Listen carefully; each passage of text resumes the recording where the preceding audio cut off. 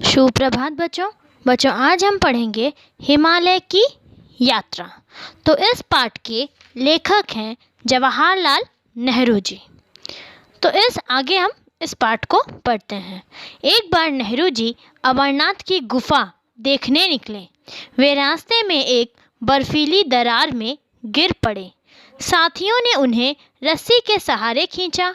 वे गुफा देखे बिना ही वापस आ गए। तो आइए बच्चों, इस पाठ को पढ़कर नेहरू जी के शब्दों में ही उनकी इस रोमांचकारी यात्रा के बारे में जानते हैं कि किस प्रकार उनकी यात्रा, हिमालय की यात्रा वे किस प्रकार से किए थे। तो इस पाठ में नेहरू जी कहते हैं कि उनकी शादी 1916 में दिल्ली में वसंत पंचमी को हुई थी। उस वर्ष गर्मी में उन्होंने कुछ महीने कश्मीर में बिताए। वे अपने परिवार को तो श्रीनगर की घाटी में ही छोड़ दिए थे और वे खुद अपने चचेरे भाई के साथ कई हफ्तों तक पहाड़ों का भ्रमण करते रहे। भ्रमण अर्थात घूमते रहे। धीरे धीरे हम लद्दाख रोड तक बढ़ते चले गए। संसार के ऊंचे प्रदेश में उन संकरी और निर्जन घाटियों में जो तिब्बत के मैदान की तरफ जाती है, घूमने का मेरा यह पहला अनुभव था। तो बच्चों, संकरी अर्थात कम चौड़ी, निर्जन अर्थात सुनसान। तो वे कहते हैं कि वे जो तिब्बत के जो मैदान की तरफ जा रहे थे, उनके नीचे जो पर्वत जो है उसमें मैदान की तरफ वे जब जा रहे थे, वह उनका घूमने का पहला अनुभव था। जोजिला घाटी की चोटी से हमने देखा तो एक तरफ नीचे की ओर पर्वतों की घनी हरियाली थी, तो दूसरी तरफ कड़ी नग्न चट्टानें। हम उस घाटी की संकरी राह पर बढ़ते गए। संकरी अर्थात कम चौड़ा, जिसे हम अंग्रेजी में नैरो कहते हैं, जिसके दोनों ओर पहाड़ थे। एक तरफ बर्फ से ढकी हुई चोटियां चमक रही थी और उनमें से छोटे छोटे ग्लेशियर का अर्थ है हिमानी, हिम सरोवर हमसे मिलने के लिए ही मानो नीचे धीरे धीरे आगे बढ़ रहे थे। हवा ठंडी और कांटों की तरह चुभने वाली थी, यानी कि बहुत ही ठंडी हवा चल रही थी। लेकिन दिन में अच्छी धूप पड़ती थी। आसपास सब कुछ इतना साफ था कि अक्सर उन्हें चीज़ों की दूरी, यानी कि चीज़ कितने दूर में है, उसके बारे में उन्हें भ्रम हो जाता था। वास्तव में वे जितनी दूर होती थी, हम उन्हें उससे बहुत कम दूर समझते थे। ये चीज़ कौन बता रहा है? ये चीज़ इसमें जवाहरलाल नेहरू जी बता रहे हैं। हम ज्यों-ज्यों आगे बढ़ते गए, सूनापन और बढ़ता गया। वृक्ष और वनस्पतियों तक ने हमारा साथ छोड़ दिया। रह गई सिर्फ नंगी चट्टानें, बर्फ, पाला और कहीं कहीं कुछ सुंदर फूल, यानी कि कोई भी उनका सहारा किसी में भी नहीं था। रह गया था तो सिर्फ चट्टानें, बर्फ और कुछ फूलें। प्रकृति के सुनसान और निर्जन स्थानों पर मुझे एक अजीब सी शांति मिली। मेरे खुशी का ठिकाना नहीं रहा। इस यात्रा में मुझे दिल को कंपा देने वाला एक अनुभव हुआ। जोजिला घाटी से आगे सफ़र करते हुए हमसे कहा गया कि अमरनाथ की गुफा यहाँ से सिर्फ 8 मील दूर है।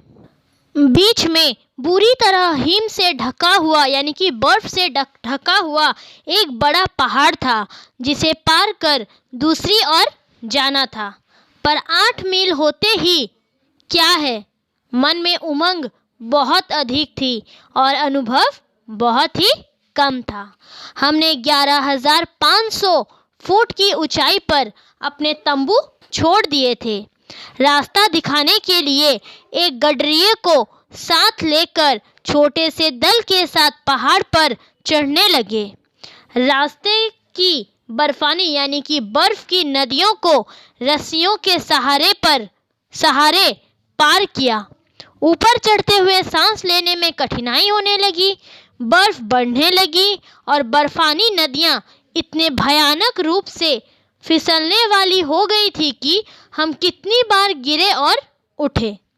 एक एक कदम आगे बढ़ाने के लिए कोशिश करनी पड़ती थी। प्रातः 4 बजे से चढ़ते चढ़ते 12 बज गए। हम बुरी तरह थक गए थे, फिर भी हम रुके नहीं। ये बात कौन बोल रहा है? जवाहरलाल नेहरू जी।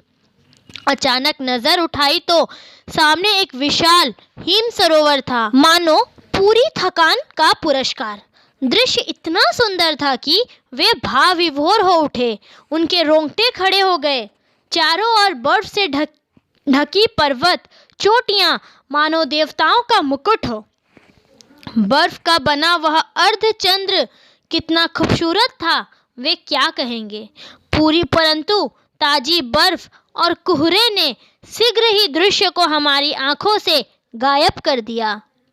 मालूम नहीं कि हम कितनी ऊंचाई पर थे, पर वे कहते हैं कि उनका अनुमान था कि वे शायद से 15-16 हजार फुट की ऊंचाई पर जरूर होंगे, क्योंकि वे अमरनाथ की गुफा से बहुत ऊंचे थे। हमें इस अनुपम यानी कि जिसकी सुंदरता की किसी से बराबरी नहीं की जा सकती है, वे उस हिम सरोवर को पार करके दूसरी तरफ नीचे गुफा में उन्हें जाना था। वे सोच रहे थे कि चढ़ाई समाप्त होने से हमारी मुश्किलें भी कम हो जाएगी। हमने हंसते हंसते फिर यात्रा शुरू कर दिया।